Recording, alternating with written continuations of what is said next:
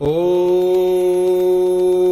नमो भगवते मारुति नाथाय नमः। ओम नमो भगवते मारुति नाथाय नमः। ओम नमो भगवते मारुति नाथाय नमः। ओम नमो भगवते मारुति नाथाय नमः। ओम नमो भगवते मारुति नाथाय नमः। ओम नमो भगवते मारुति नाथाय नमः। ओम नमो भगवते मारुति नाथाय नमः। ओम नमो भगवते मारुति नाथाय नमः।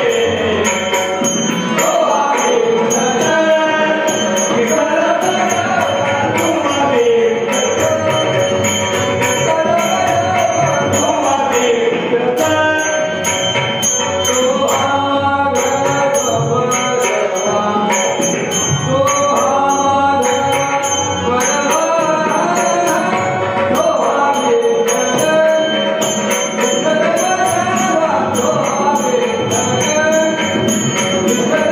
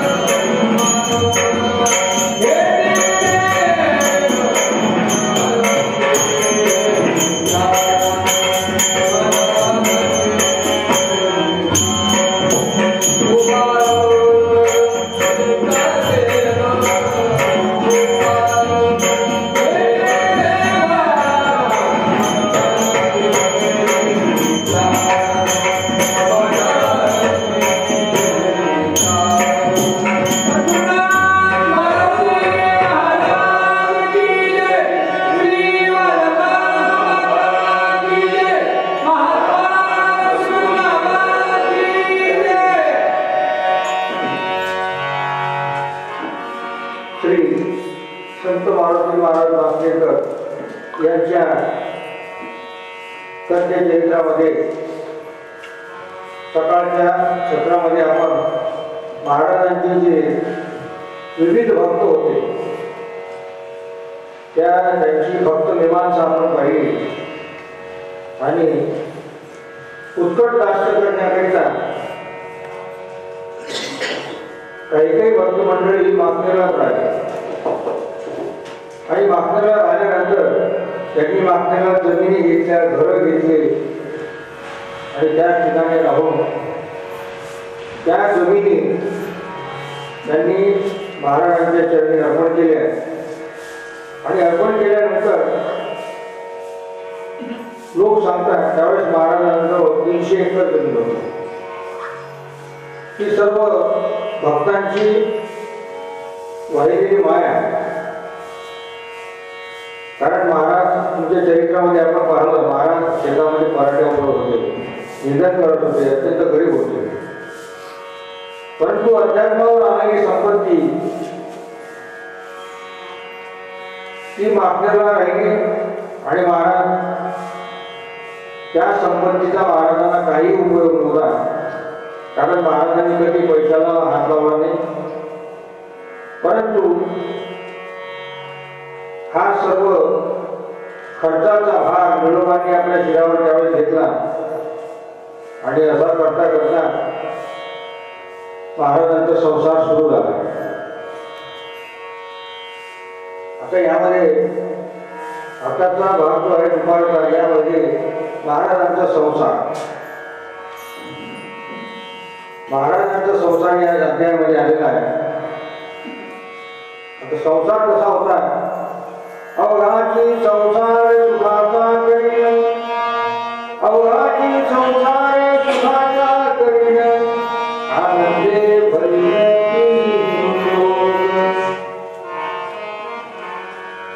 या भारत भूमीमध्ये पुरातन काळापासून आधुनिक काळापर्यंत अनेक भगवत भक्त झाले आणि त्या प्रत्येकाच्या ठिकाणी काही वैशिष्ट्य आढळून येते. कोणी वैभवशाली राजे झाले तर कोणी दरिद्री नारायण, कोणी ब्रह्मचारी, कोणी संन्यासी, तर कोणी गृहस्थाश्रमी, कोणी ब्राह्मण, कोणी शूद्र. जरी त्यांचा व्यवसाय भिन्न असला, स्वभाव जरी भिन्न भिन्न, परंतु अध्यात्म तत्वाच्या दृष्टीने सर्वांची योग्यता सारखीच. श्रोत्यांना शंका निर्माण होईल की साधू लोक संसार करतात, त्यांना काम विरोधाचे विकार असतात, मग त्यांच्यात आणि आपल्यात काय फरक आहे? सामान्य जनामध्ये काय फरक आहे? सिद्ध आणि बद्ध यामध्ये भेद कोणता? तर त्याचे शास्त्रोक्त विवेचन ऐकावे. हे लेखकांनी या ठिकाणी लिहून ठेवलं. शास्त्रोक्त विवेचन काय?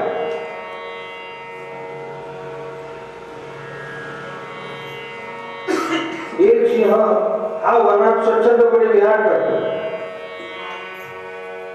आणि दुसरा सिंह स्वतःशीच पिंजऱ्यात असतो. परंतु एक स्वतंत्र तर दुसरा परतंत्र असतो.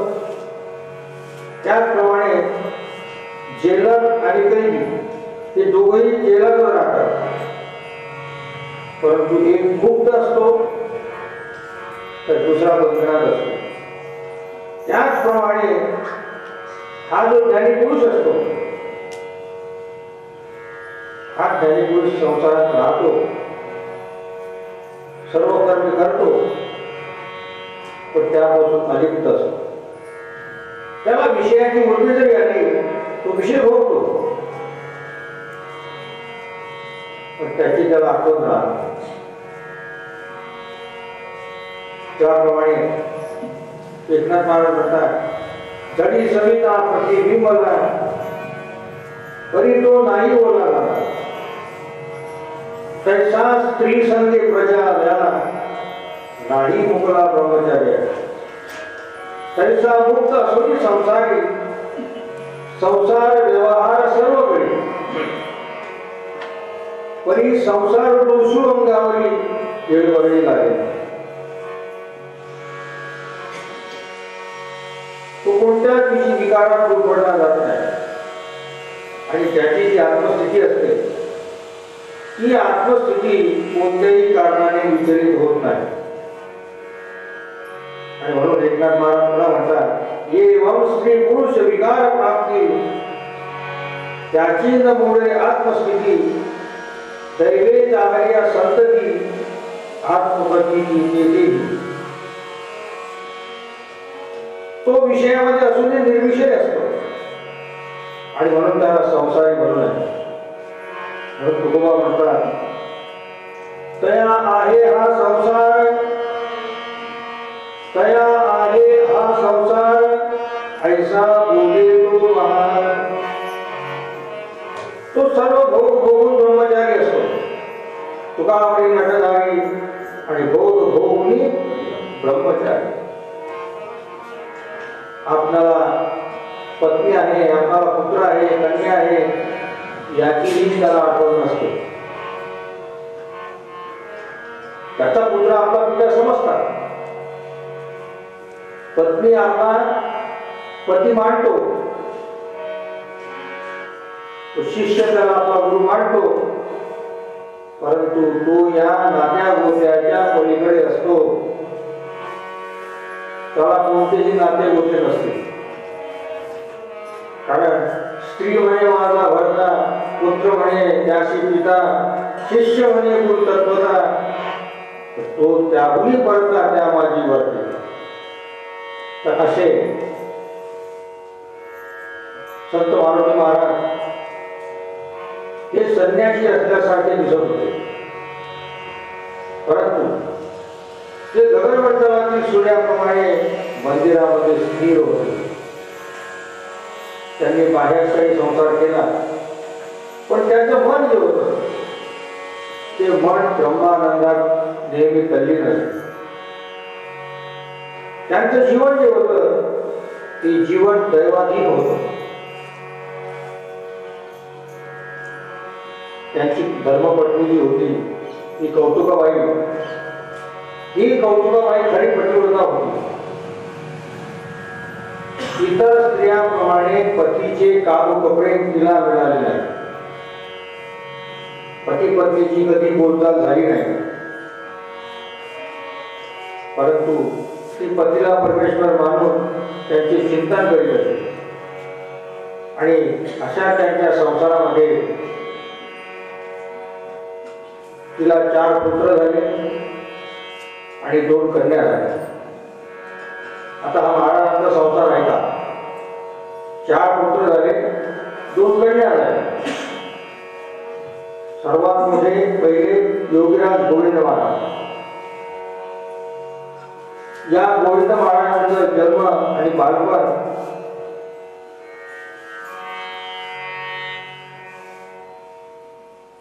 यांचा जन्म आणि बालपण आणि असे गोविंद महाराज शुद्ध बीजा पोटी फळे रसाळ गोमटी असे तुकोबा म्हणतात. महाराज कडक वैराग्य दशेत होते.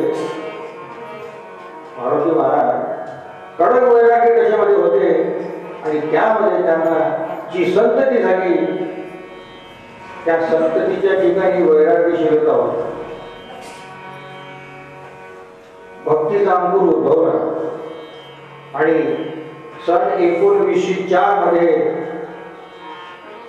ज्येष्ठ शुद्ध अष्टमीला ते प्रथम पुत्र गोविंदाचा जन्म झाला. श्यामवर्ण सतेज मुखकांती विशाल नेत्र सरळ नाशिका घेऊन तो जन्माला आला. आणि असा बालपणी त्या भजन कीर्तनाची गोडी लागली. त्याची बुद्धी जी होती ती बुद्धी विचक्षण आणि ग्रहणशक्ती फार विलक्षण होती. आणि सन 1910 मध्ये महाराजांचे शिष्य निळकंठ टाकळकर यांचं मागण्याला आगमन झालं आणि आगमन झाल्यानंतर त्यांनी या गोविंदरावांना सांभाळले, त्यांना मल्लविद्या शिकवली, इतर गुणामध्ये त्यांना प्रवेश केले, लाठी काठी, गोथाटी, मल्लखांब, कुस्ती खेळणे, पोहणे, घोड्यावर बसणे यामध्ये तो प्रवीण झाला. खायला दूध भरपूर मिळे आणि ते मिळाल्यामुळे त्यांची प्रकृती फार कणखर झाली. आणि महाराजांच्या ज्या आई होत्या वालंबा आजी, या वालंबा आजीची नातवावर फार प्रीती जडली आणि त्या वालंबा आजीने या गोविंदाला पौराणिक कथा सांगितल्या आणि निळोबाने तर शिवाजी राजा, त्या शिवाजी राजाचे प्रताप वगैरे अशा वीररसात्मक ऐतिहासिक गोष्टी सांगितल्या. त्यामुळे गोविंदरावांच्या अंतःकरणात शूरत्व आणि भक्तीसारखी बीजारोपण झाले. महाराजांचे कीर्तन हा गोविंद तल्लीन होऊन ऐकत असे, अभंगाच्या चाली तो लक्षात ठेवत असे आणि महाराजांची त्यावेळेची विनेकरी म्हसोबा खरसने हे विनेकरी होते आणि त्यांचा मुलगा भगवान खरसने हा गोविंदाचा सहकारी होता. भगवान खरसने हा गोविंदाचा सहकारी होता. नंतर मग हळूहळू गोविंदाचे पाठांतर होऊ लागले. तो महाराजांच्या होणाऱ्या उत्सवामध्ये हारुडामध्ये ते भाग घेऊ लागले आणि त्यानंतर असे मोठे झाल्यानंतर थोडंफार समर्थ जरी मंदिरात वास्तव्य करीत होते तर त्यांचा विवाह सोहळ्याचं वर्णन आलंय गोविंद महाराजांच्या. समर्थ जरी रात्री दिवस मंदिरात वास्तव्य करीत होते तरी संसारातील लौकिक कार्य करणे त्यांना भाग होते आणि त्यामुळे त्या काळच्या रीतिरिवाजाप्रमाणे गोविंदाचे लग्न बातमीत झाले. खामगाव तहसीलमध्ये भोनगाव नावाची एक खेड आहे. भोनगाव नावाचं एक खेड आहे. तेथे शेळके पाटलाचे एक गरीब घराणं होतं आणि आपत्काळामुळे ते कुटुंब मागण्याला आले. संपत शेळके हे त्यांचं नाव आणि हे संपत शेळके महाराजांचे भक्त होते आणि त्यांना लक्ष्मीबाई नावाची सुशील कन्या होती आणि या कन्येची गोविंदाकरता महाराजांनी मागणी केली. गोविंदाकरता महाराजांनी मागणी केली आणि असं संपत पाटलांना फार आनंद झाला आणि मग मंदिरात मोठ्या थाटामाटाने लग्न पार पडले. वधूवरांना श्रवणाचा शुभ आशीर्वाद लाभला. मग पुढे गोविंद महाराजांना विरक्ती आली. विरक्ती आल्यानंतर श्री समर्थांच्या तीव्रतर वैराग्यात गोविंदांचा जन्म झाला आणि त्यामुळे पित्याचे सर्व गुण स्वाभाविकपणे पुत्रामध्ये उतरले. जसं जशी गोविंदाचे वय वाढू लागले तसा तसा त्यांनी सर्व प्रपंच भार आपल्या शिरावर घेतला. त्यांना गाई वस्त्राची अतिशय आवड होती. त्यांच्या चारा पाण्यावर त्यांचे विशेष लक्ष असे आणि त्यांना उत्तम बैलजोडीची आणि उत्तम घोड्याची विशेष बाळग असे आणि असा या संसाराबरोबर भजन पूजन गायन यांचा त्यांना नाद होता. मारुती महाराजांचे बोधामृत अखंड प्राशन करावयास मिळाल्यामुळे त्यांची वैराग्याची ज्योत तारुण्यातच त्यांच्या अंतःकरणात प्रदीप्त झाली. अखंड देवाचा ध्यास एके दिवशी कोणास न कळविता ते घराबाहेर पडले. तीर्थयात्रा भ्रमण करू लागले.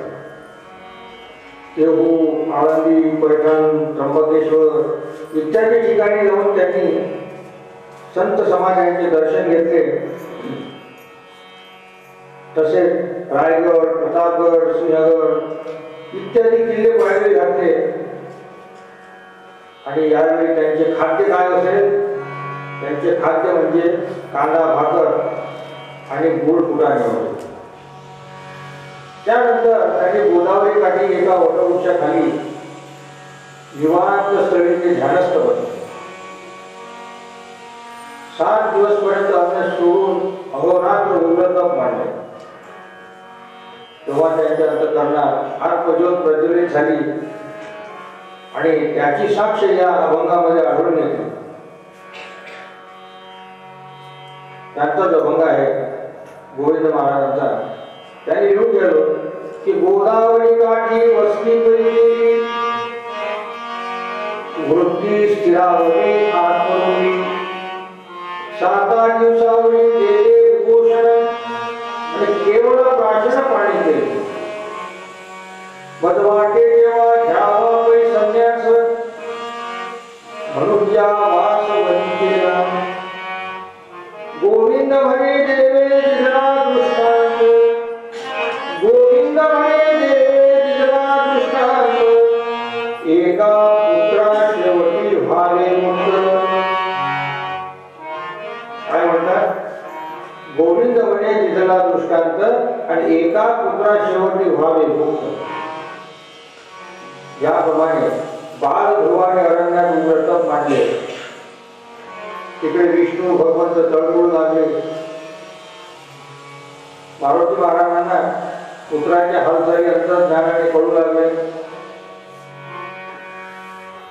आणि मग त्यांनी निळोबाला बोलवले. आणि निळोबाला बोलवून त्यांनी गोविंद महाराजांच्या सर्व हालचालीवरून त्यांचा पत्ता सांगितला आणि त्याला घेऊन येण्यास आज्ञा केली. आणि त्याप्रमाणे महाराज भक्त निळोबा आणि अन्याजी हे 2 भक्त निर्जूत स्थळी शोध करीत आले. त्यावेळी योगीराज त्यांना ध्यानस्थ दिसले आणि ध्यान विसर्जन झाल्यावर त्यांच्या दृष्टीसमोर हे 2 भक्त उभे दिसून आले. तेव्हा ते खवळून म्हणाले,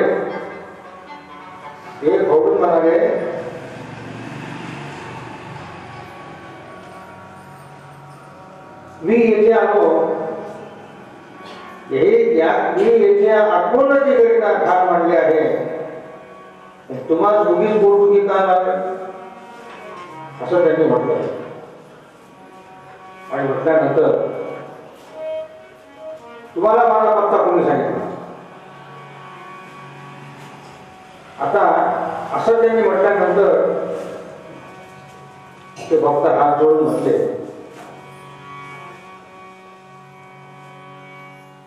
पत्ता कोणी सांगितला म्हटल्यानंतर आल्या वाटेने आता सरळ परत जा असं गोविंद महाराज त्यांना म्हणाले. तेव्हा ते दोन्ही भक्त हात जोडून म्हणाले, आम्ही श्री समर्थ आज्ञेने येथे तुम्हाला देण्याकरिता आलो आहोत. तेव्हा निळोबा म्हणाले, आपल्या घरीच तर परब्रह्म आहे, आपल्या घरी परब्रह्म असल्यावर हा वनवास तुम्ही का घेता? तेव्हा योगीराज म्हणाले, हे एकांत स्थान मला अतिशय आवडले आहे, मी येथून परत फिरणार नाही. आणि त्यांचा तो दृढ निश्चय पाहून अन्याजी विचारमग्न झाले. आणि ते अन्याजी जे होते ते फार विनोदी होते. त्यांना गोविंद महाराजांच्या स्वभावाचं मर्म माहीत होतं आणि ते हळूच म्हणाले, महाराज, मागण्याच्या सर्व जीवाला चटका लावून आपण गुपचूप का निघून आले? आपल्या मागण्या गावचे सर्व अहवाल वृत्त गाई वासरे आपणाकरिता असून राहत आहे. आपला जो घोडा आहे तो तबेल्यात झुरत आहे. तुम्ही व्यायाम करता ते मुलग आकारात तसेच पडलेले आहे. विहिरीमध्ये पोहणारे जे तरुण आहेत आणि ते आता आम्हाला मुसळा कोण दिली आणि असे म्हणून ते वाहतुकीची वाट पाहतात. महाराज कीर्तन करतात तर त्यात कालबद्धता काही नाही.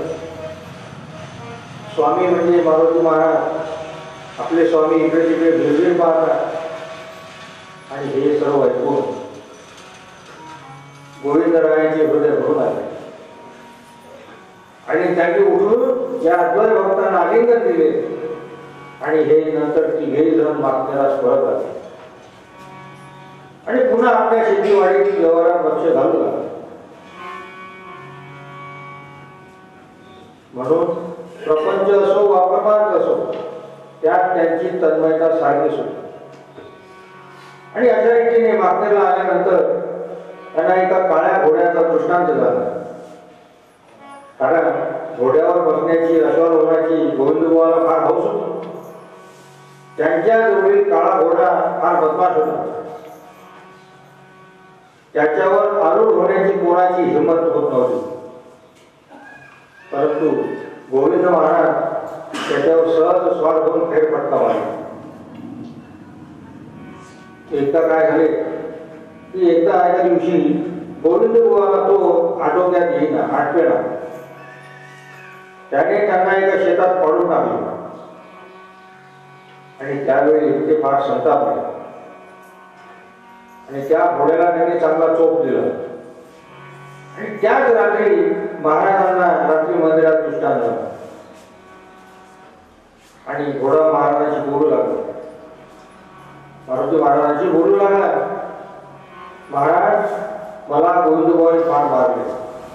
हे पहा माझ्या अंगावरील व्रत पहा. सकाळी महाराजांनी गोविंदबुवाला वाचारून घेतले आणि म्हटले, अरे गोविंदा, त्या घोड्यासारख्या मुका प्राण्याला तू का मारले? त्याने माझ्याजवळ तक्रार केली. तेव्हा गोविंदबुवा म्हणाले, त्याने माझी चुकली तुमच्याजवळ सांगितली, मग त्याचा अपराध का सांगत नाही? त्याने मला शेतात पाडले हे सांगण्यास तो कसा विसरला? महाराज म्हणाले, तू अश्वारोहणात अजून निष्णात झाला नाहीस. छत्रपती शिवाजी महाराज किंवा राणा प्रताप यांना घोड्याने कधी पाडले नाही. अगोदर तू आपली माठ पक्की कर. तो इमानदार प्राणी आहे आणि त्याच्यावर प्रेम केले पाहिजे. असा हा त्या काळ्या घोड्याचा दृष्टांत मारुती महाराजांना झाला. त्यानंतर महाराज दिंडीमध्ये विना घ्यायला लागले. प्रत्येक सोहळ्यामध्ये मागच्या क्षेत्रामध्ये सायंकाळी दिंडी निघून त्यानंतर भारूड होत असे, कीर्तन होत असे. आणि एका सोहळ्यामध्ये महाराज म्हणाले, आज पाऊस येणार आहे. आणि गोविंदबुवांनी विना हाती घेऊन दिंडीत पुढाकार घेतला आणि तेवढ्यापासून दिंडी मार्गस्थ झाली. तोच मेघांचा गळगळाट होऊन पर्जन्यास सुरुवात झाली. तेव्हा गोविंदबुवा टाळकऱ्यास म्हणाले, आकाश जरी कोसळले तरी आपल्या नेम धर्मात खंड पडणार नाही. आणि अशी ती वीर पुरुषाची गर्जना ऐकताच भाविकांची हृदय स्फुरण पावली. त्यांनी सद्गुरूच्या प्रेमभावाची चिलखती अंगावर चढवली होती. मग पावसाची काय भीती? आणि नेहमीप्रमाणे नियोजित स्थळी थांबून 40 सहित अभंग म्हणू लागले. देहभान विसरून गेले. अंगावरील वस्त्रे सर्व ओली चिंब झाली. पाणी खाली मिसळू लागले आणि त्या अवस्थेमध्ये दिंडी मंदिरात शिरली. भारूड झाले आणि कीर्तन पूर्वक झाले. आणि अंगावरील वस्त्रे आपोआप सुटून गेली. अशीच विजय स्थिती गोविंदबुवाची कोणत्याही कर्मात होती. मग ती योगराज का होणार नाही. त्यानंतर त्यांना महाराजांना पांढऱ्या घोडीचा दृष्टांत झाला. गोविंद महाराजांना दृष्टांत झाला. देऊळगाव राजाला मोठी यात्रा भरते. त्या देऊळगावाला मोठी राजा भरते. देऊळगाव राजाला मोठी यात्रा भरते. त्याचे नामांकित घोडे विकास येतात आणि गोविंदबुवा त्याचे भाविकासह घेते. त्या यात्रेमध्ये त्यांनी एक घोडी पसंत केली, पण तिची किंमत फार जास्त होती. मारुती महाराजांना ही गोष्ट दृष्टांताद्वारे समजली. मारुती महाराजांना त्या यात्रेतील प्रसंग दिसला आणि ते भाविकांना म्हणाले, हा आपला गोविंदा यात्रेत गेला ना, हा पांढरी घोडी खरेदी करत आहे. अरे भाग्यलक्ष्मी आपल्या घरी चालून येत आहे, असं मारुती महाराजांनी म्हटलं. त्यानंतर गोविंदबुवांनी कीर्तनास प्रारंभ केला. ते गोविंदबुवा सदोदित आपल्या गायवाड्यात खुर्चीवर बसून राहत असतात आणि भाविक लोक त्यांच्या दर्शनाजवळ येत असत आणि ते त्यांना व्यवहारिक परमाचे उपदेश करीत. ऐतिहासिक शिवकथा सांगित, पौराणिक वीर कथा ते सांगता रंगून जात आणि त्यावेळी ऐकणारे जे होते यांच्या चित्तामध्ये स्फुरण चढत. समर्थ मारुती महाराज मंदिरामध्ये जे ज्ञान सांगत, तीच चर्चा गोविंदबुवा आपल्या बैठकीत करीत आणि महाराजांच्या कीर्तनामध्ये गोविंदबुवा विना घेऊन उभे राहत असत आणि गजर होता बरोबर गजराच्या वेळी थैथय नाचत. मारुती महाराजांच्या मुखातून पडदे निघताच ते सुंदर चालीमध्ये गाऊन दाखवत आणि योगीराज कीर्तनात असले म्हणजे महाराजांच्या कीर्तनास आगळाच रंग चढेल. अशी गोविंदबुवांची तयारी झाल्यावर महाराजांनी त्यांना मंदिरामध्ये कीर्तनाची दीक्षा दिली. पुढे ते त्यांच्या गायवाड्यामध्ये स्वतंत्र कीर्तन करू लागले आणि फाल्गुन सप्त्यामध्ये सकाळ दुपार रात्रीच्या कीर्तनात ते दुपारचे कीर्तन करेल. त्यानंतर संत मुक्ताबाईच्या वाडीला दशमीला त्यांचेच कीर्तन असेल. त्यांची जी भाषा होती ती निर्भीड आणि मोचक होती. ते पाखंड्याचे खंडन करीत आणि अद्वैत भक्ती मार्गाचे मंडन करीत. त्यांचा आवाज फार मधुर होता. त्यांना राग रागिणीची माहिती होती.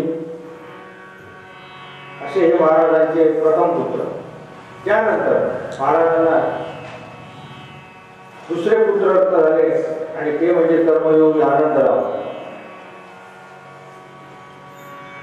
या आनंदरावाचं बालपण आणि शिक्षण. समर्थ मारुती महाराजांचे द्वितीय पुत्र आनंदराव उर्फ अण्णासाहेब यांचा जन्म 1907 साली दीपावलीच्या दिवशी झाला. ते श्याम वर्ण होते, सतेज आणि टेकणे होते. निळकंठ टाकळकरांनी गोविंद व आनंद या दोन्ही पुत्राचे बालपणी संगोपन केले आणि सद्भक्त जे नानाखोत होते त्या नानाखोतांनी त्यांना 4थ्या इयत्तेपर्यंत मंदिराचं शिक्षण दिले. नंतर 8वी पर्यंत त्यांना नरहरी देव आणि बाबरेकर हे महाराजांचे भक्त शिक्षक लावले. नंतर पुढे खामगाव येथील हायस्कूलला त्यांना पाठवण्यात आले. तडफदार, हुशार, शिस्तप्रिय, प्रामाणिक म्हणून त्यांची शाळेत ख्याती होती आणि ते 11वी मध्ये असताना वालंबा आजीचा अंत झाला. त्यावेळी ते घरी परत आले आणि परत आले ते कायमचे झाले. त्यानंतर त्यांचा विवाह झाला, त्यांचा विवाह कार्य. आता आनंदराव लग्नास योग्य झाले आणि श्री समर्थ त्यांच्याकरिता वधू संशोधन करू लागले. मलकापूर तहसीलमध्ये मोरखेड नावाचे एक गाव आहे. तेथे मारुती नावाचे मोरे कुलात पाटील होते. ते पूर्वाश्रमी सुप्रसिद्ध वैष्णव भक्त विष्णुपंत जोग यांचे शिष्य होते. मलकापुरात राहून त्यांनी ग्रंथ अभ्यास केला आणि कीर्तन प्रवचनाचे पारायण झाले. त्यांनी 4 धाम व भारतातील तीर्थक्षेत्र धुंडाळली, परंतु त्यांच्या मनाचे समाधान झाले नाही. आणि एकदा त्यांनी माकनेरला महाराजांचे कीर्तन ऐकले आणि त्यांचे मन समाधान झाले आणि पुढे ते महाराजांचे निश्चित सेवक बनले. महाराजांकरिता पुष्पहार करण्याची कामगिरी त्यांनी पत्करली. महाराज कीर्तनात जात तेव्हा पुष्पहार आणि गुच्छांची कामगिरी त्यांच्यावर सोपवली. त्यांनी मोरखेड येथे सप्ताहामध्ये महाराजांना कीर्तनाकरिता पाचारण केले आणि सर्व गाव हरिनाम गजराने दुमदुमून गेले. आणि पुढे काही दिवसांनी त्यांना श्री समर्थ पुत्र आनंदराव हे आपले जमात झाल्याचे स्वप्नात दिसले. त्यांनी निळोबाजवळ ही गोष्ट सांगितली. आता मारुतीराव मोरेची कन्या नर्मदा ही आनंदरावकरिता वधू निश्चित झाली.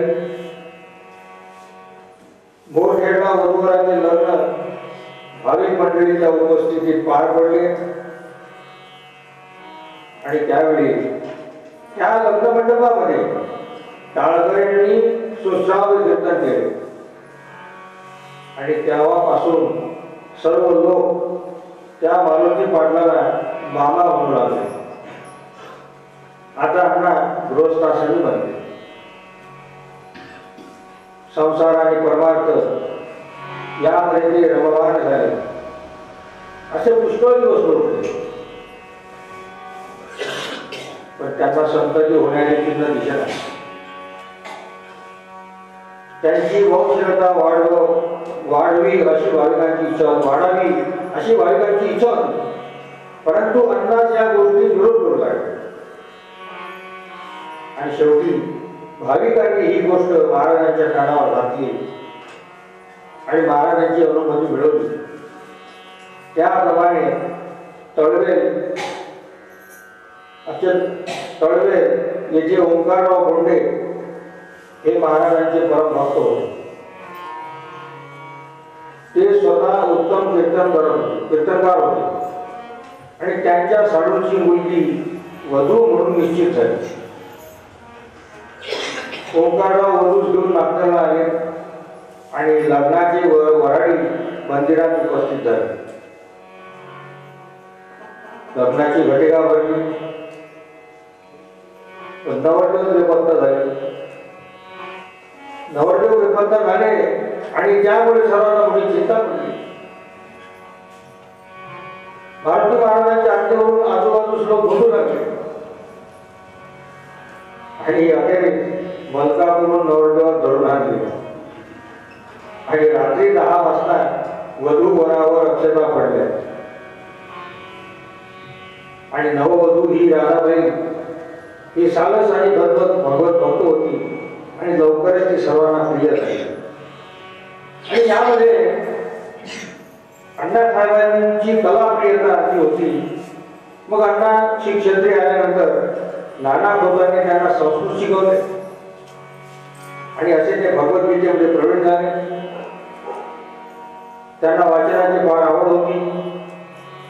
संत चरित्रे, संत वाङ्मय, ऐतिहासिक कादंबऱ्या, गडकऱ्यांचे साहित्य त्यांनी सर्व वाचून काढले.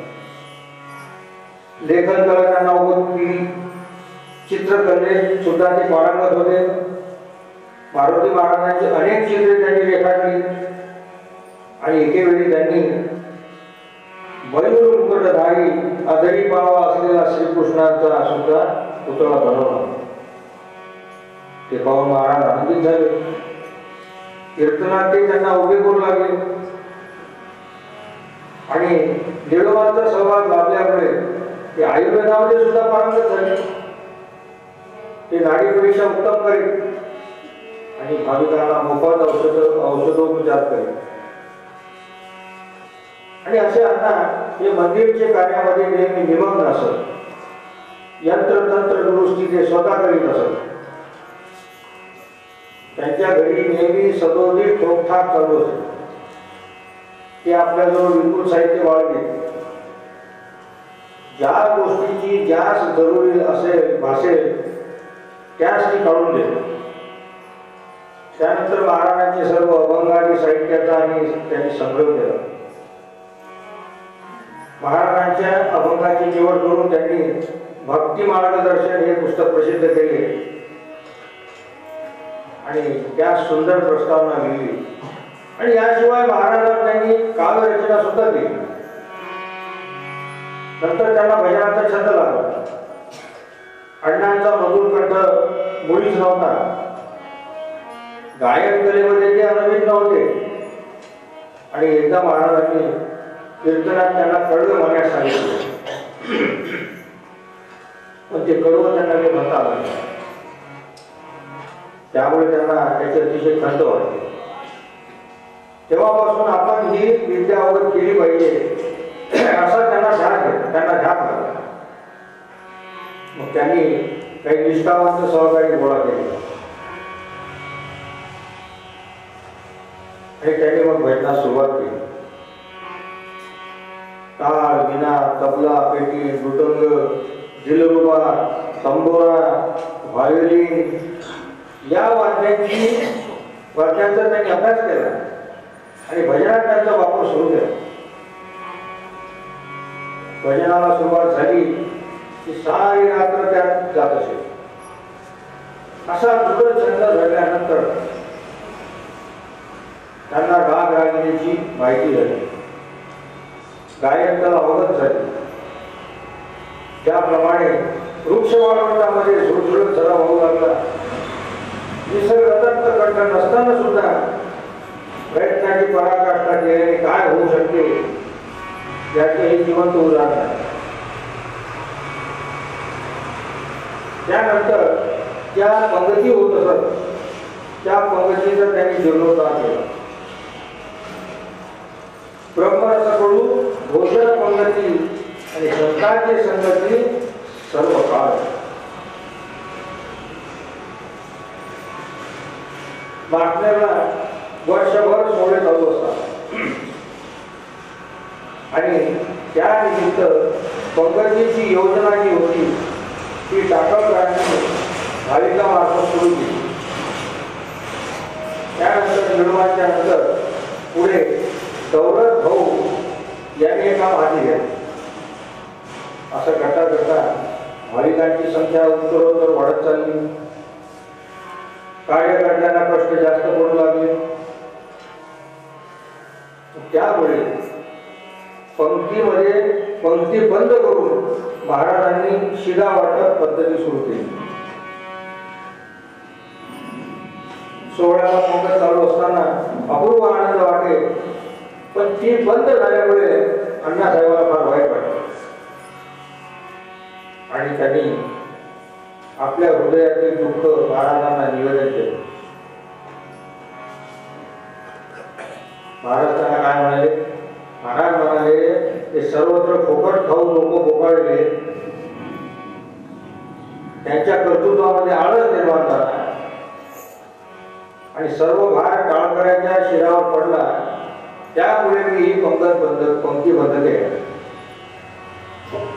अण्णा म्हणाले की पंक्तीचा भार मी स्वतः आपल्या शिरावर घेतो. त्यात काही वाचल्यास मला दोष द्यावा.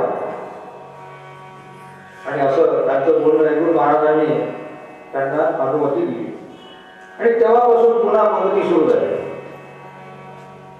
या पंक्ती कार्यास त्यांनी काही निवडक कार्यकर्त्यांची योजना केली. सगळ्यांना कामे वाटून दिली आणि अशा त्या पंक्तीचं वर्णन काय करावं. हजारो भाविक एका रांगेत बसत रांगोळ्या घातल्याचा उदबत्त्यांचा घमघमाट सुटे आणि श्री सद्गुरूंच्या जय जयकारामध्ये घोषणा सुरुवात होईल. एकदा गहू दुर्मिळ झाले. 4 रुपये पाहिजे देऊनही गहू मिळत नाही. त्यावेळी मग पंगत बंद पडू नये म्हणून अण्णांनी युक्ती लढवली. हरभऱ्याच्या बेसनामध्ये बटाटे उकळून कालवले आणि त्याच्या पुऱ्या काढल्या. हरभऱ्याच्या बेसनामध्ये बटाटे उकळून ते कालवले, त्याच्या पुऱ्या काढल्या आणि केळ्याच्या कालवणाबरोबर त्या खाऊ घातल्या. तर असे यांना कल्पबुद्धीचे सुद्धा होते. आणि श्री समर्थांचे सेवक अण्णांनी स्वतःचे महत्व कधीच वाढवले नाही. ते इतर भाविकांप्रमाणे स्वतः महाराजांचे सेवक बनले. मारुती महाराजांच्या कार्यामध्ये जेथे जेथे उर्मी पडेल तेथे ते भरून काढतात. महाराजांचा जन्म गवताच्या कुटीरात झाला आणि पुढे ते मंदिरात स्थायिक झाले. सर्व विश्वच घर झाल्यामुळे ते स्वतःच्या घराची काय पर्वा करणार. पण त्यांच्या कुटुंबाकरिता घराची आवश्यकता होती आणि ती आवश्यकता अण्णांनी भरून काढली. माकनेरला 2 मजली इमारत तयार केली आणि त्याकरिता अनंत भाविकांचे श्रम कारणीभूत झाले. आणि आता मग स्वतःकरिता घराची आवश्यकता होती. त्यांच्याकडे नेहमी भजन करण्याकरिता, ज्ञान श्रवण करण्याकरिता भाविक लोक येत असत. त्यांना बसण्याकरिता जागा नव्हती आणि त्याकरिता अण्णांनी अद्यावत पद्धतीची इमारत तयार केली. दोन्ही मकानाचे नकाशे त्यांनीच तयार केले आणि सर्व कामामध्ये त्यांची बुद्धिमत्ता वापरण्यासारखी होती. सोहळ्यामध्ये अनेक भाविक येत ते गावात अन्यत्र उतरत आणि म्हणून याकरिता अण्णांनी 4 खोल्या बांधून काढल्या. धर्मशाळेची पुनरुज्जीवन केली आणि महाराज 4 चाकी गाडीमधून फिरायचा तर ती गाडी फार खिळखिळ झाली होती. मग अण्णांनी ती गाडी दुरुस्त केली. महाराजांना गाडीतून उतरून शौचात जाण्याचा त्रास होऊ नये म्हणून गाडीच्या मागेच लाकडी घट्ट शौचकूप तयार केला. तो शौचकूप म्हणजे आजही आपल्याला उपलब्ध आहे. त्यास आतून दरवाजा ठेवला आणि महाराजांना देहत्रास होऊ नये म्हणून ते विशेष खबरदारी बाळगली. आणि मागले हे लहानसे खेळ होते, त्याचे कोणालाच काही सोयी उपलब्ध नव्हत्या आणि सोहळे तर 12 महिने चालू राहत. आणि या सोहळ्यामध्ये उठावदारपणा यावा म्हणून अण्णांनी गुजरी नावाच्या शेतामध्ये एक इंजिन बसवले. कारण दळणाकरिता चक्की तयार केली. त्यावर डायनामा लावला आणि डायनामा लावून विजेची सोय केली. आणि मग सोहळ्यामध्ये सर्व गावात लख्ख प्रकाश पडू लागला. मंदिरामध्ये रंगीबेरंगी दिव्याची रोषणाई केली. दूरध्वनी क्षेपक म्हणजे लाऊडस्पीकर यंत्राद्वारे कीर्तन ऐकून जाण्याची व्यवस्था केली. आणि अशा तऱ्हेने संस्थांचा वाढवेडोलारा त्यांनी सांभाळून धरला. आता त्यांच्या संसारामध्ये महाराजांच्या शीलवती तुळसाबाई आहे. ती कौतुकाबाई तिसऱ्यांना कन्या रत्ना प्रसवली आणि तिचे नाव तुळसाबाई होते. त्या तुळसाबाईचे दर्यापूर तालुक्यातील बाहुली धांडे या गावी संपतराव पाटील यांच्याशी लग्न झाले. आणि काही दिवसानंतर तिला दादा म्हणून एक पुत्र झाला. आणि पुढे तुळसाबाई तारुण्यातच देवाघरी निघून गेली. आणि त्या दादाला त्याच्या आजीने मागणीला सांभाळले. तो फार भारी मनोवृत्तीचा होता आणि पुढे वयामध्ये आल्यावर तो आपल्या गावी निघून गेला. संसार करू लागले. त्यानंतर जन्माला आले बालयोगी तुळशीराम भाऊ. चौथ्यांदा तुळशीराम हा बालक जन्माला आला आणि त्याला बालपणीच वाचाशिंकी होती. त्याने तोंडातून सहज उद्गार काढावे आणि ते सत्य व्हावे असा अनुभव येऊ लागला. नंतर तो 8 वर्षाचा झाला. तेव्हा आकाशाकडे पाहून तो म्हणायचा की आज घनघोर पाऊस येणार, आणि असं म्हणता बरोबर धोधो पाऊस सुरू होत आहे. कोणी गावात लोक आजारी पडले तर लोक तुळशीराम बाबूकडे जातात आणि त्याला रुग्णाची हकीकत सांगतात आणि त्याला मग बरे वाटले म्हणता तो दुरुस्त होईल. तर असा हा बाल योगी, परंतु तो अल्पायुषी ठरला. कारण प्रारब्ध कोणाला चुकते का. आणि महाराजांचा भाचा दौलत हा बालप्रसारापासूनच सद्भाविक धैर्यवंत होता आणि तो मंदिराच्या कार्यात सदैव व्यग्र असे. आणि तो अकस्मात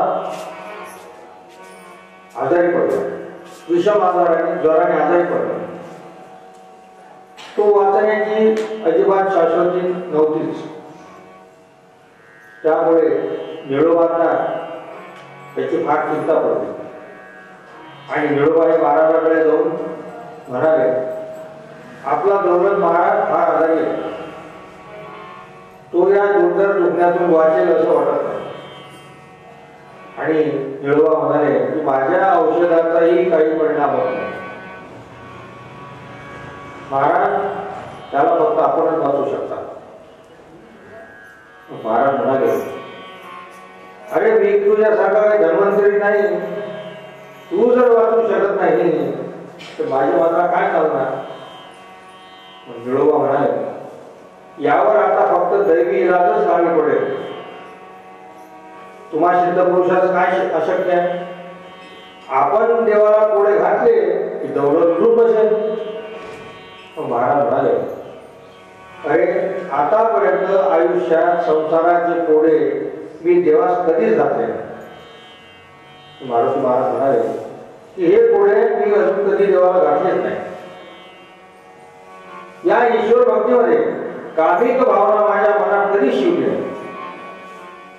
त्यावर वेळकंठ म्हणाला, फक्त एकदाच मी आपल्यापुढे पदर बसवतो, दौलतला वाचतो आणि अशी फक्त मनात इच्छा प्रगट करा.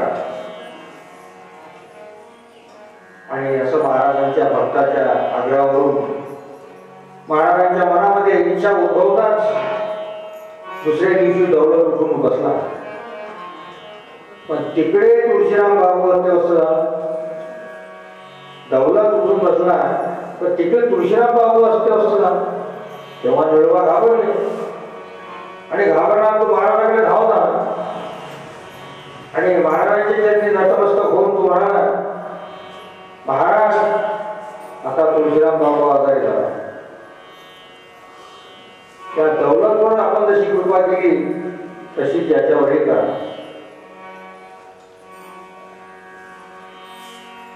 महाराज म्हणाले, तू माझ्याकडे या बाबतीत पुन्हा येणार नाही असे आश्वासन दिले होते. तू माझ्याकडे या बाबतीत पुन्हा येणार नाही असे तुम्हाला आश्वासन दिले होते. आता बाबूचा मृत्यू अटळ आहे. देवाला मी प्रार्थना कशी केली होती की बाबूला घेऊन जा आणि त्याच्या मोबदल्यात दौलतला प्राण द्या, दौलतला प्राणदान द्या असे मी देवाला आधीच म्हणून चुकलो. भाट्यातून पान सुटल्यावर आता तो मागे येणार कसा. आता या होणाऱ्या गोष्टीबद्दल आता मनात मुळीच खंत पाडू नको. आणि याप्रमाणे बाल योगी सर्वांना अंतरला आणि त्याचं कापडकरांना फार दुःख झालं. आपण तुळशीराम बाबूंच्या मृत्यूला कारणीभूत झालो म्हणून त्यांनी उदयभान पाटलाच्या मळ्यामध्ये बाबूला समाधी दिली आणि त्यावर एक चबुतरा बांधला. आणि मग तुम्ही घरी आजारी पडल्यास लोक बाबूंच्या समाधीचे दर्शन घेत आणि ते रोगमुक्त होतो असा लोकांना अनुभव आहे. तुळसा आणि तुळशीराम यांनी स्वर्गारोहण केले, पण महाराजांना त्याचे स्मरण सुद्धा नाही. कारण जे ब्रह्मानंदामध्ये सदा तल्लीन असतात त्यांना या विचार जगाची काय पर्वा असणार. त्यानंतर जन्मासाठी साधू शकुंतला, पुढे कौतुकाबाईने एका कन्येस जन्म दिला, तिचे नाव शकुंतला. ती गौरवर्ण होती, लावण्यखाणी, चंद्रमुखी, मृगनयनी होती आणि ती सुकुमार कलिका उमलताच तिच्या शिक्षणाची महाराजांनी मंदिरातच व्यवस्था केली. आणि महाराजांचे शिष्य जे होते नानापोट, ते नानापोट तिला शिक्षण देऊ लागले. मग ही शकुंतला उमर होता महाराजांना एक दृष्टांत झाला. त्यांनी वराच्या कपाळाला कुंकुम तिलक व मंदिरात लग्न सोहळा बघितला. हा महाराजांना दृष्टांत झाला. आणि त्याप्रमाणे महाराजांनी त्यांचे म्हणजे भक्त होते भोकरे, ते लक्ष्मणराव भोकरे यांना पाचारण केले आणि दृष्टांत सांगितला की अचलपूर तालुक्यात तवला नावाचे गाव आहे आणि तेथे चित्रकार पाटलाचे श्रीमंत घराणे आहे. आणि त्या ठिकाणी सीताराम पाटील हे आपल्या मंदिराचे भाविक आहेत.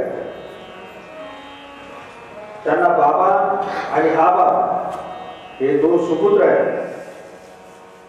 त्यापैकी धाकट्याच्या कपाळी मी कुंकुम तिलक लावला आणि परमेश्वराने सुद्धा तो वर नियोजित केला.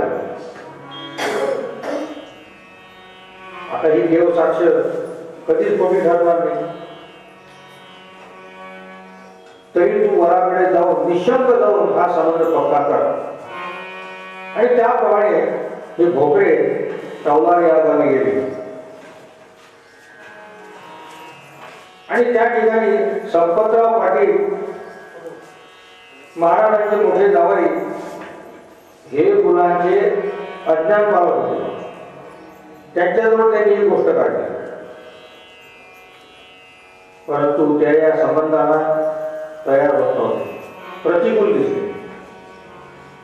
ते बेपर्वाची भाषा बोलू लागले.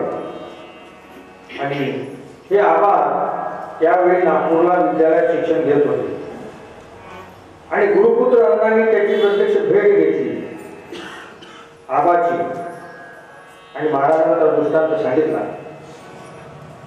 तेव्हा आबास मनातून अतिशय आनंद झाला. ते म्हणाले, गंगा आहे ती घरी चालून आली आहे, ती तर जो स्नान करणार नाही तो करताच अवचित धन प्राप्त झाले असता ते लाखांनी म्हणजे मूर्खपणाचे नव्हे आहे. ते म्हणाले, मी सद्गुरूचा दामाद होण्यास सर्वथैव अपात्र आहे, आपणच मला पदरात घ्या. असे म्हणतात अण्णांनी आम्हाला कुंकू लावले आणि कुंकू लावल्यानंतर लग्नाची तिथी निश्चित केली. मागण्याच्या मंदिरामध्ये विवाह समारंभ मोठ्या थाटाने पार पडला आणि वधूवराला श्री समर्थांचा आशीर्वाद मिळाला.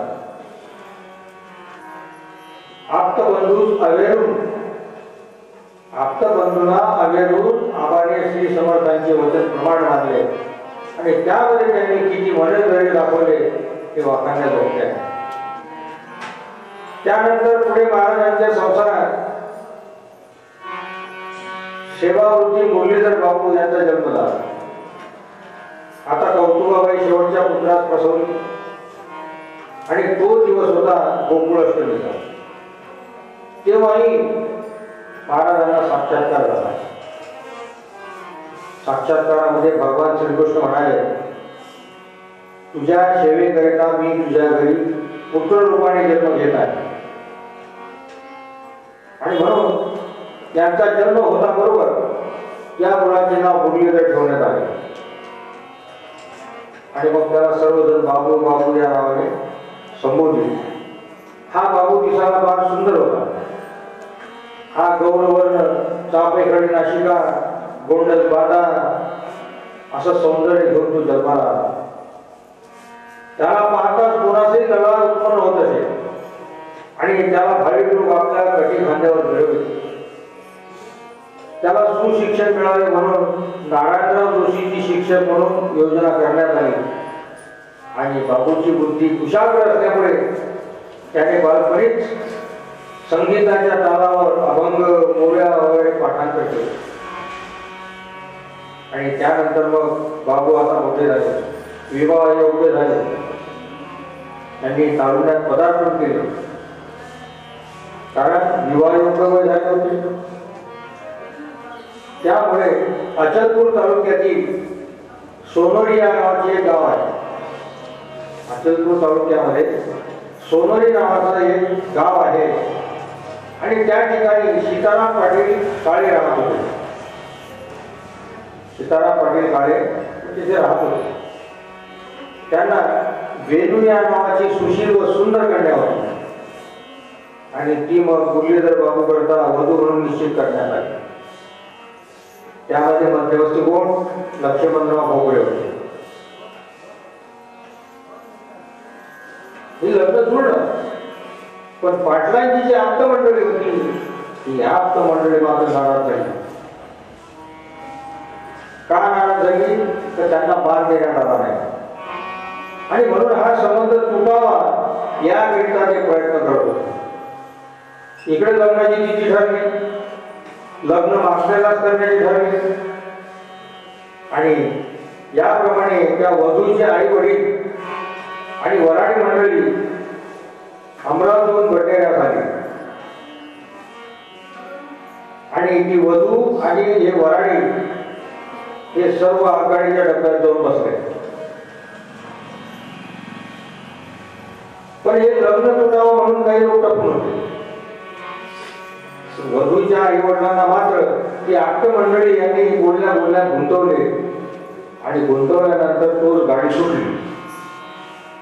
आता वधूचे माता पिता उद्विग्न झाले आणि स्वतःच्या दैवाला दोष देऊ लागले. तोच थोडे पुढे गेल्यावर ती गाडी उभी राहिली आणि ती संधी साधून ती माता पिता धावत गेली आणि धावत जाऊन गाडीच्या डब्यात जाऊन बसले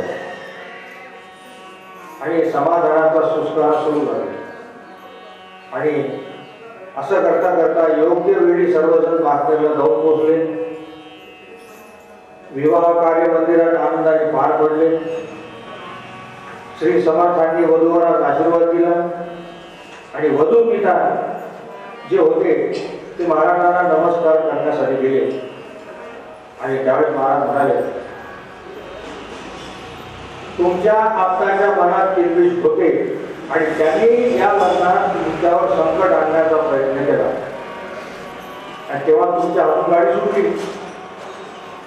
पण तुम्ही येथे सुखरूपपणे यावे म्हणून मला युक्ती योजावी लागली असं महाराज म्हणतात. मला युक्ती योजावी लागली. गाडीच्या इंजिनात किंचित बिघाड झाला त्यामुळे गाडी थांबली आणि तुम्ही येऊन बसतात ती गाडी सुरू झाली. म्हणून महाराज म्हणाले, अरे देवाच्या मनात जे कार्य व्हावे असे सुरू म्हणूनच हे विघ्न टळले. आणि ते महाराजांचे भाषण ऐकताच सीताराम पाटील वराडी मंडळी आश्चर्याने तोंडात बोटं घालू लागली. त्यांना या महापुरुषाची योग्यता समजली आणि त्यानंतर बाबूंचे कर्तृत्व, कारण ते फार बुद्धिमान होते, बाबूंची बुद्धिमत्ता व पाठांतर शक्ती पाहून महाराजांनी त्यांना स्वरचित अभंग, कडवे, गवळणी वगैरे पाठ करायला दिली.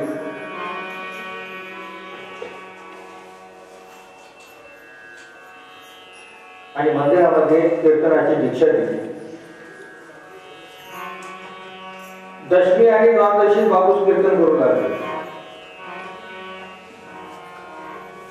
महाराज फक्त एकादशीला कीर्तन करतात आणि असा बाबूचा आवाज फार मधुर होता.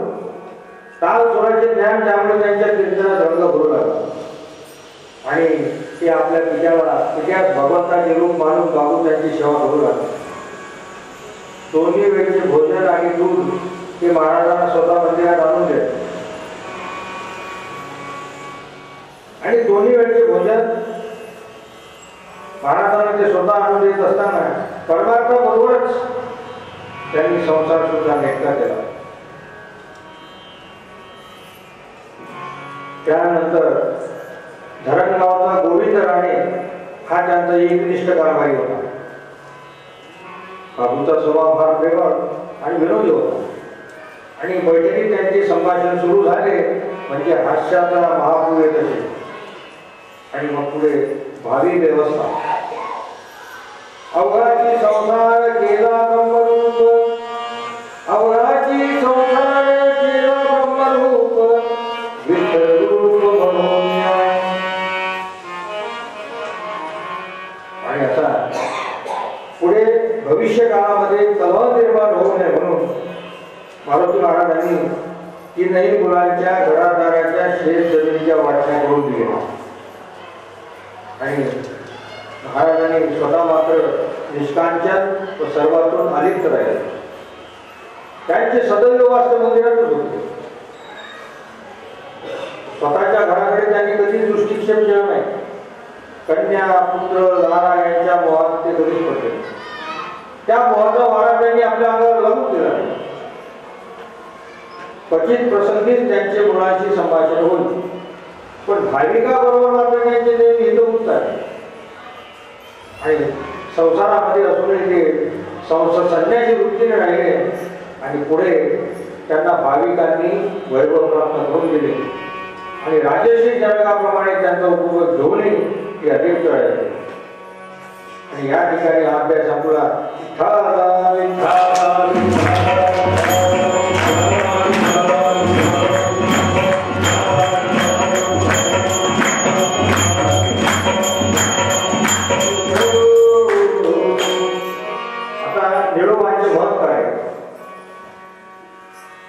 निळोबांचे महत्कार या अध्यायामध्ये दर्शन 16 मध्ये निळोबांनी काय काय काम केलं त्यांचं महत् कार्य या अध्यायामध्ये सांगितलेलं आहे. आता जेव्हा निळकंठ टाकळकर मागण्याला आले त्यांनी वासने रहित होऊन एक वट असावे निकट संत संगे, हेची माझे कीर्त हेची माझे व्रत, करावे दास्यत्व हरिभक्ताची, नामा म्हणे केशवा तरीत शरणागत, नाही तरी पतित म्हणा. टाकळकर मागण्याला आले आणि त्यांनी सद्गुरू सेवेचा महान आदर्श जगासमोर ठेवला. काया वाचा मनाने त्यांनी अपरंपार सेवा केली आणि माझ्या सद्गुरूला दीर्घायुष्य लाभावे म्हणजे त्यांना लोकोद्धाराचे अधिक कार्य करता येईल या दृष्टीने त्यांनी सद्गुरूला देहाचा त्रास होऊ नये याची दक्षता घेतली. आणि तसेच सद्गुरूचे संस्थान वैभवशाली व्हावे ते चमकून उठावे याकरिता काही योजना हाती घेतल्या. याचे वर्णन खाली देत आहे. नवमंदिर उभारले. श्री समर्थ मारुती महाराजांचे निवासस्थान सदोदित मंदिरात असेल आणि ते शोभायमान दिसावे अशी उत्कंठा निळोबांना लागली. तो सकल विश्वनियंता निरपेक्ष ब्रह्मदाता माझा सद्गुरू आणि त्याचा निवास एका जीर्ण पर्णकुटीत असावा याचा मला धिक्कार असो. ते आपल्या तू ज्याचा भक्त म्हणतोस तू एका झोपडीत राहत असताना तुला लज्जा कशी नाही वाटत असे ते स्वतःच्या मनाला विचारू लागले. पण दुसरे पण म्हणू लागले अरे तू तर भिकारी आहे आणि तू भिकारी मंदिर बांधण्याच्या वंदना करतोस, कशाच्या बळावर तू हे मनोरथ करू शकतो? मनोरथांचे उच्च हिमले चढवतोस. काय आहे तुझं नाव? फक्त दणकट शरीर आणि त्यात असणारे प्रबळ मन. पण तुझ्याजवळ धन कुठे आहे? आणि धनाशिवाय कोणती गोष्ट या जगात भरपूर होऊ शकत नाही. पण निळोबाचा आत्मनिर्धार हा दांडगा होता आणि हे देव कार्य करण्यात हाती घ्यावे आणि ते सद्गुरूंना पूर्ण करतील या आत्मविश्वासावर त्यांनी कार्याचा श्री गणेशात केला आणि कुणाची वाट न पाहता हातात कुदळी घेऊन त्यांनी मंदिराच्या पाया फोडण्यास सुरुवात केली आणि त्यामुळे ईश्वराला आपले वीर सांभाळणे भाग पडले आणि मग दर्यापूरमध्ये प्रल्हाद नावाचा एक रेंजर होता. प्रल्हाद रेंजर म्हणून त्याचा एक मित्र होता निळोबाचा. त्या शिंदे दिवशी स्वप्न पडले, अरे तुझा मित्र निळकंठ मागणेला मंदिर बांधण्यास सुरुवात करत आहे हे त्याला स्वप्न पडलं. त्या रेंजरला तुझ्याजवळ जे संगीत द्रव्य आहे त्याचा या कामी सदुपयोग कर म्हणजे तुझे कल्याण हो. आणि त्या रेंजरने हे स्वप्न आपल्या पत्नीला सांगितले आणि ती म्हणाली, ही उत्कृष्ट संधी चालून आली आहे, आपले धन सत्कार्यात होईल तरी आपले स्वप्न साकारपणे रेंजरने इकडे तिकडे दुर्लक्ष केले. ते स्वप्न साकारपणे करण्याकरता रेंजरने इकडे तिकडे दुर्लक्ष केले आणि तोच तिसऱ्या दिवशी घरात चोर शिरले आणि घरात चोर शिरून त्यांनी त्याचे धन लुबाडून घेतले. आता रेंजरला पश्चाताप झाला. त्याने पत्नीचे सुवर्ण अलंकार जे होते ते मोडले आणि अपार लाकूड खरेदी केले आणि ते मार्केटला पाठवून दिले. आता इकडे मार्केटमध्ये सर्व आसमंतातील गावातील कुटुंब सुरू झाली. जो तो म्हणू लागला की आमचं स्वप्न धनुवंत आला आणि सांगू लागला की निळकंठ एकटाच मंदिरात राबत आहे, त्यावेळी त्याला सहाय्यभूत व्हा. असे गावच्या लोकांना दृष्टांत हो, त्याला सहाय्यभूत व्हा नाहीतर तुमचा निर्वंश होईल. आणि लोक मंदिराकडे धावत सुटले आणि धावत सुटल्यानंतर त्याला काय दिसले, दृश्य दिसलं तर निळकंठ एकटाच पाया पडत होता. त्याच्या अंगातून घामाच्या धारा वाहत आहेत आणि ते पाहून सर्वांच्या अंगात स्फोटी झाले.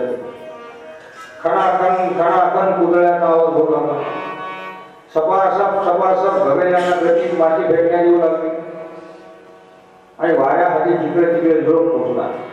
मजूर आले, कारागीर आले, गवंडी आले, सुतार ते देवतीर्ण झाले आणि निळोबाला जे कार्य अवघड वाटत होते ते आता हातचा मळ वाटू लागला आणि त्यांनी गावाबाहेर विटांचा पदाळ लावला. चुना, दगड, लाकूड भडा येऊन पडले आणि अवघ्या 3 महिन्यात मंदिर तयार झाले आणि निळोबाचे मनोरथ परिपूर्ण झाले आणि ते आनंदाने नाचू लागले. आणि मग एक मंगल दिन पाहून त्यांनी राम लक्ष्मण सीतेच्या मूर्तीचे प्रतिष्ठान केले. ते आजही मंदिरामध्ये आहे. राम लक्ष्मण सीतेच्या मूर्तीचे प्रतिष्ठान केले आणि महाराजांना आसनावर आदराने बसवून आणि तो हस्त जोडून सन्मुख उभा राहिला आणि त्याच्या नेत्रातून आनंदासह वाहू लागला. ते म्हणाले, महाराज आपल्या कृपेने जे मंदिर पूर्णत्वास गेले मी धन्य झालो. आणि पुढे मग त्या रेंजरच्या तो चोरीचा तपास लागला. त्या रेंजरच्या चोरीचा तपास लागला आणि त्याचे धन त्याला वापस मिळाले. परंतु त्याचा जो प्रतिस्पर्धी होता त्या प्रतिस्पर्ध्याने त्याच्यावर लाकूड चोरीचा आळ लागला. तो रेंजर होता, त्याच्यावर लाकूड चोरीचा आळ. सरकार मार्फत त्याची चौकशी सुरू झाली.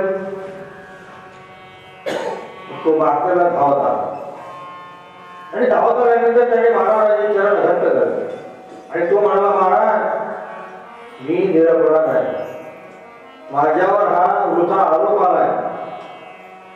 आणि महाराजांनी त्याच्या डोक्यावर वरदहस्त ठेवून म्हटले, अरे तुम्ही यातून मुक्त होशील. आणि ते दुर्जन लोक जे आहे ते तोंड घशी पडले. त्याचा प्रत्येक त्याला लवकर झाला आणि सरकारमध्ये अशी केस झाल्यानंतर सरकारने त्या रेंजरला निर्दोष ठरवले आणि असे यानंतर आखाड्याची स्थापना केली. निळोबाने आखाड्याची स्थापना.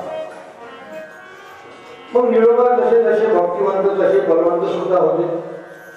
पूर्वी ते अमरावतीला हनुमान व्यायामशाळेचे संचालक होते आणि त्यांनी माकणे या गावी एक व्यायामशाळा स्थापन केली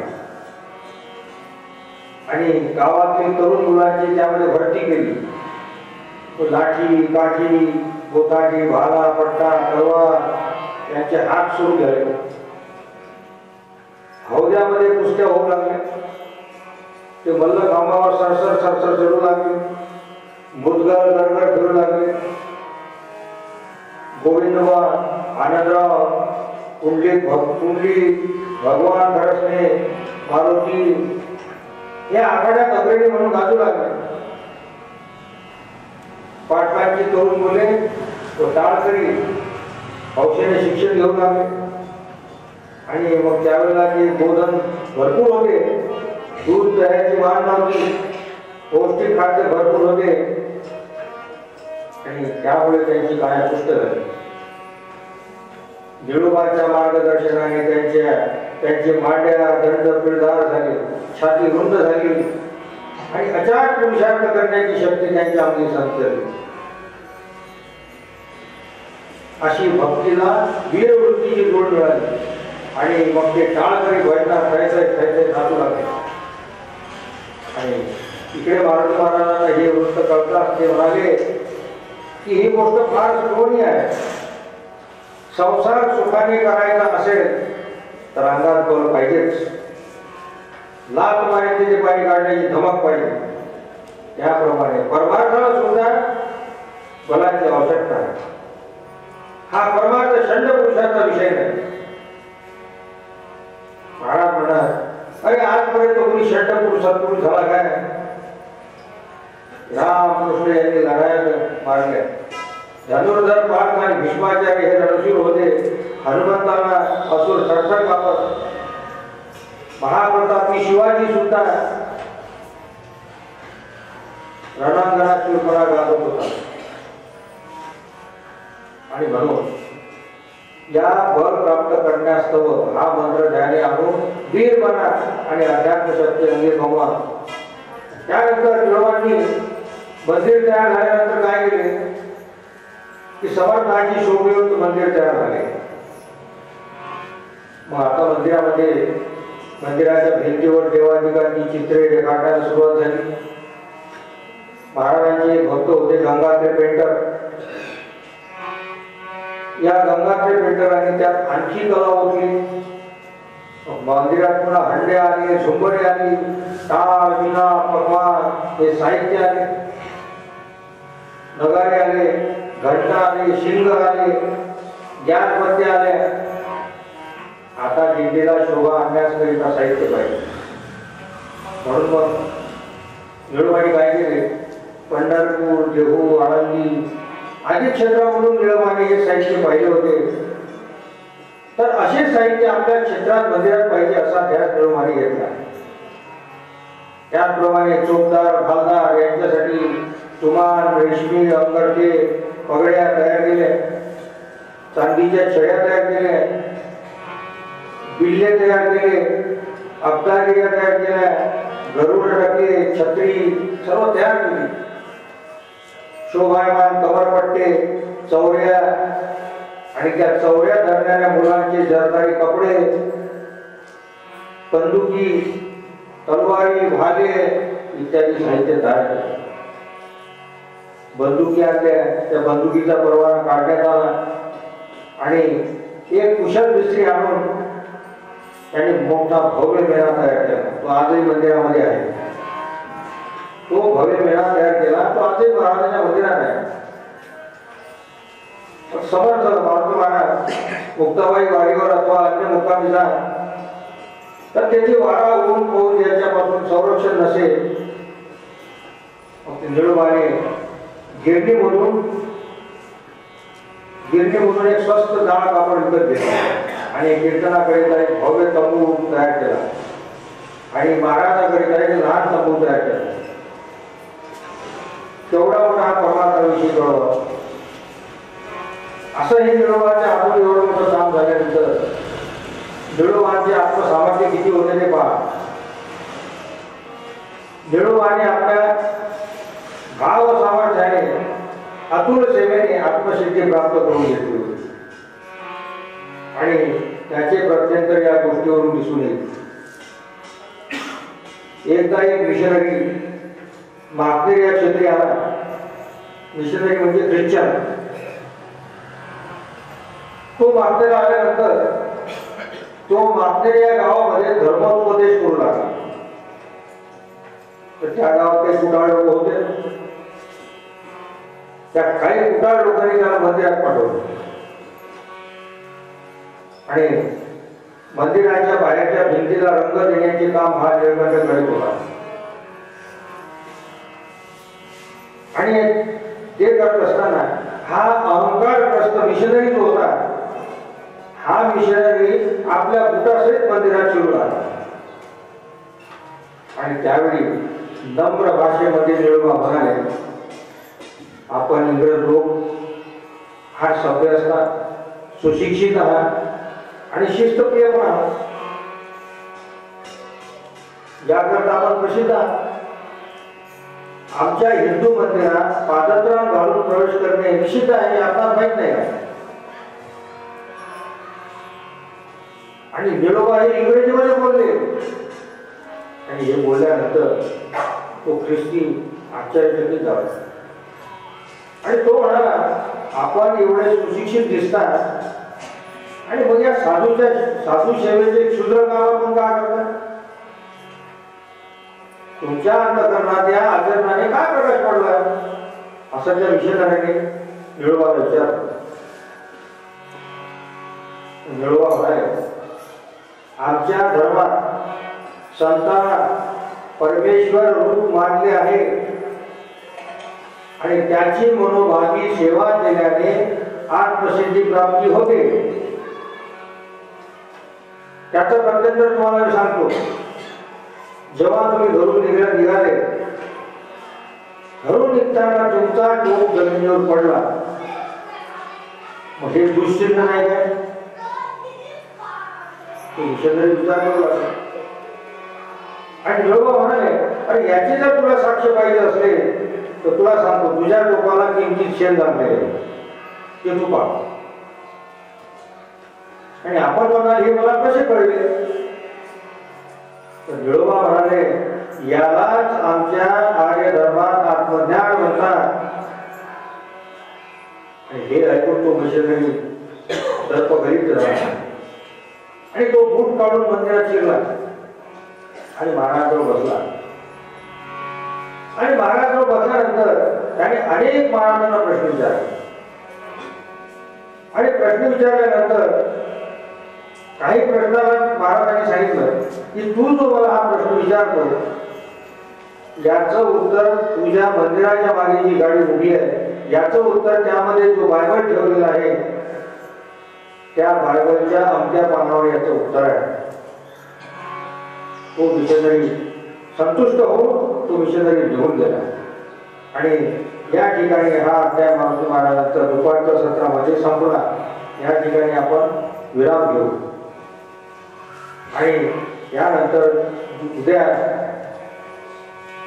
मुक्ताबाई दर्शनाचा दृष्टांत आणि इथून महाराजांच्या चरित्राला सुरुवात होईल. या ठिकाणी काम संपलं. बोले